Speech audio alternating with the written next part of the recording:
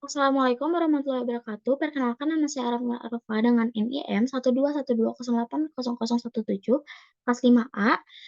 Di sini saya akan mempresentasikan hasil analisis artikel jurnal. Pertama, tuliskan judul artikel penulis dan nama jurnal lengkap sesuai bahasa aslinya. Judul artikelnya, Student Centered Active Learning Approach to Teaching Quantum Chemistry and Spectroscopy's Quantitative Result from a 2 Years Action Research Study. Lalu penulisnya Laurie Partanen, nama jurnalnya The Royal Society of Chemistry. Yang kedua, tuliskan apa yang menjadi permasalahan pokok pada artikel tersebut. Nah, yang menjadi masalah pokok pada artikel ini, mekanika kuantum tetap menjadi salah satu topik yang paling menantang yang dihadapi banyak mahasiswa kimia dan fisika selama studi sarjana mereka.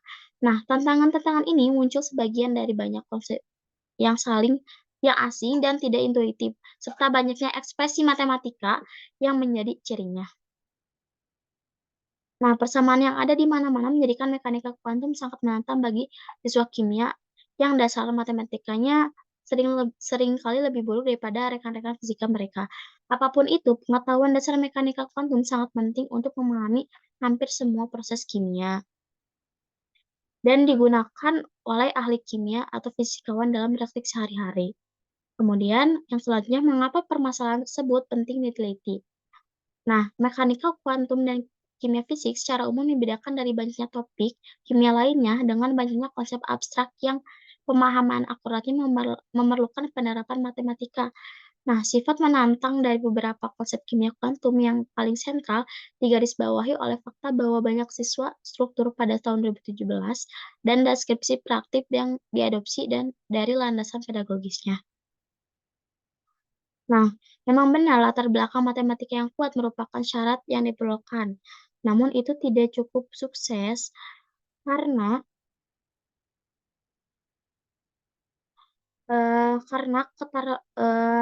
pemahaman konseptual dan logika keterampilan berpikir sangat penting untuk menguasai topik kimia fisik.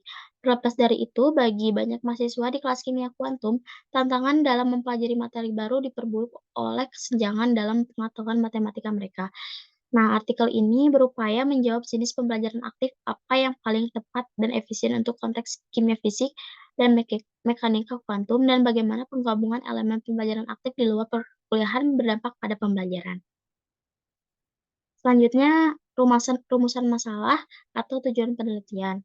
Yang pertama, rumusan masalahnya, apakah metode yang tepat dan efisien untuk pengajaran kimia kuantum dan spektroskopis? Yang kedua, apakah manfaat dari pembelajaran berpusat pada siswa? Yang ketiga, bagaimana dampak penggabungan elemen pembelajaran aktif dan pembelajaran kimia kuantum dan spektroskopis? Tujuannya untuk menjelaskan jenis metodologi apa yang paling tepat dan efisien untuk pengajaran kimia kuantum dan spektroskopis dan populasi siswa untuk mengetahui manfaat dari pembelajaran berpusat pada siswa, dan yang terakhir untuk mengetahui bagaimana penggabungan elemen pembelajaran aktif berdampak pada pembelajaran.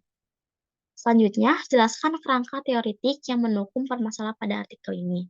Nah, secara umum, pembelajaran aktif dan pendekatan pengajaran yang berpusat pada siswa menjadi hal yang lumrah dalam sains karena pesatnya perkembangan literatur yang membuktikan keefektifannya. Nah, Prince membedakan 4 jenis pembelajaran aktif, yaitu praktik pembelajaran aktif yang diterapkan dalam perkuliahan atau sekadar pembelajaran aktif dalam banyak konteks. Lalu pembelajaran kolaboratif, pembelajaran kooperatif, dan pembelajaran berbasis masalah. Nah, ia mendefinisikan pembelajaran aktif sebagai pendekatan apapun yang melibatkan siswa dalam proses pembelajaran dan menuntut siswa untuk berpikir dan berpartisipasi dalam kegiatan pembelajaran yang bermakna. Nah, kemudian, identifikasi siapa apa yang menjadi subjek penelitian dan bagaimana metode atau desain dan prosedur langkah-langkah penelitian dilakukan. Subjek penelitiannya yaitu siswa, metode penelitian yang digunakan adalah metode kuantitatif dengan pendekatan pembelajaran aktif yang berpusat pada siswa. Langkah-langkah prosedur yang dilakukan, yang pertama adalah latihan sebelum kuliah. Nah, para siswa menjawab pertanyaan-pertanyaan ini di platform khusus untuk memberikan umpan balik langsung mengenai solusi. Kemudian ada latihan tanpa persiapan, sesi latihan ekstempor selama 2 jam, di mana siswa diberikan satu set tugas-tugas yang kemudian mereka selesaikan dalam kelompok kecil yang terdiri dari sekitar 2 sampai 4 orang dengan bantuan TA. Kemudian masalah mingguan, 3 soal dan satu tugas bonus diberikan setiap minggu. Para siswa mengunduh solusi mereka ke beranda kursus, menilai makalah mereka sendiri dan makalah dua rekan selama bagian keempat dari latihan rutin. Kemudian ada persiapan TA. Untuk mempersiapkan TA untuk kelas ekstempor dan workshop, mengadakan 2 pertemuan mingguan di antara staf kursus yang membahas solusi masalah khas siswa dan aspek pedagogis pengajaran dibahas. Yang terakhir, penilaian diri dan rekan sejawat. Siswa menilai diri dan rekan sejawat terhadap solusi masalah berdasarkan matriks penilaian dan solusi model. Kemudian, selanjutnya, identifikasi bagaimana instrumen yang digunakan untuk mengukur indikator atau aspek yang dipilih. Instrumen yang digunakan dengan metode instrumen kuantitatif dengan pendekatan metode campuran yang digunakan untuk mempelajari efektivitas struktur latihan yang diadopsi pada tahun 2017 memanfaatkan 3 indikator pembelajaran kuantitatif. Yaitu yang pertama, persentase poin latihan yang diperoleh selama kursus, persentase total poin yang diperoleh dari ujian kursus, dan hasil tes kimia kuantum konseptual atau CQCT. Para siswa mengambil CQCT baik di awal pra-CQCT dan di akhir kursus pasca CQCT.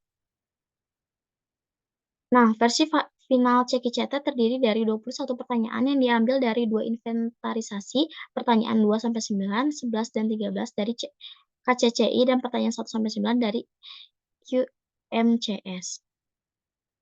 Nah, pra-CQCT terdiri dari 11 pertanyaan dari total 21 item pasca CQCT. Pertanyaan yang dikecualikan mencakup topik yang belum pernah dibahas pada kursus sebelumnya. Kemudian bagaimana cara mengolah dan menganalisis data yang dilakukan? Cara mengolah dan menganalisis data yaitu menerapkan prinsip-prinsip pembelajaran aktif di luar kegiatan perkuliahan yang disebut dengan kursus. Kemudian menyusun struktur kursus. Ya, dengan ditandai dengan interupsi rutin perkuliahan dengan mengaktifkan tugas-tugas pembelajaran. Kemudian setelah itu, merangkum hasil pembelajaran khusus dari ketiga instrumen penelitian, yaitu persen latihan poin, persen pra-CQCT, dan persen CQCT. Kemudian eh, tidak lupa ditambahkan pada tahun 2015 dimasukkan dalam analisis sebagai titik perbandingan untuk hasil yang diperoleh dengan jenis pengajaran yang lebih klasik. Selanjutnya membandingkan tahun 2017 dan 2016 yang ada pada artikel yang dianalisis. Nah, terlihat peningkatan substansinya pada hasil ujian dan kemampuan siswa dalam menjawab soal pasca CQCT, sementara jumlah poin latihan hanya meningkat sedikit. Nah, signifikansi statistik dari perubahan ini diselidiki menggunakan uji tes sampel independen dengan interval kepercayaan 95% menggunakan distribusi 2. Lalu selanjutnya, bagaimana deskripsi temuan dan kesimpulan dari penelitian? Selain mengaktifkan tugas-tugas pembelajaran, pertanyaan diskusi, dan kegiatan pemungutan suara dalam perkuliahan pada tahun 2016, pada tahun 2017 kursus tersebut mencakup struktur latihan 4 tahap yang berpusat pada siswa. Penyertaan ini secara signifikan meningkatkan pembelajaran dibandingkan dengan tahun 2012 dan kelas 2015 yang diajarkan secara tradisional. Nah, kemudian untuk mekanika kuantum, hasil yang diperoleh sejalan dengan hasil yang diperoleh bahwa kelas yang diajarkan secara interaktif menunjukkan peningkatan pembelajaran jika dibandingkan dengan kelas tradisional. Dalam gambaran yang lebih luas, penelitian ini memberikan data-data mengenai semakin banyaknya bukti yang mendukung efektivitas pendekatan pembelajaran aktif dalam ilmu alam. Yang terakhir, bagaimana manfaat yang dapat Anda peroleh dari artikel tersebut untuk inspirasi rencana penelitian Anda? Yaitu ada manfaatnya. Yang pertama, saya dapat belajar tentang metode pembelajaran inovatif yang digunakan dalam artikel yang dapat saya terapkan dalam rencana penelitian saya yang meningkatkan efektivitas pembelajaran. Kemudian saya dapat ide-ide tentang topik penelitian yang menarik di bidang kimia fisika. Kemudian saya dapat menggunakan informasi yang terdapat di artikel untuk merancang eksperimen dan studi saya sendiri. Dan terakhir, saya dapat menggunakan artikel sebagai sumber literatur rujukan yang bermanfaat untuk inspirasi penelitian saya, membantu mengevaluasi kerangka teoritis dan mengidentifikasi celah yang ada. Sekian dari saya. Terima kasih. Wassalamualaikum warahmatullahi wabarakatuh.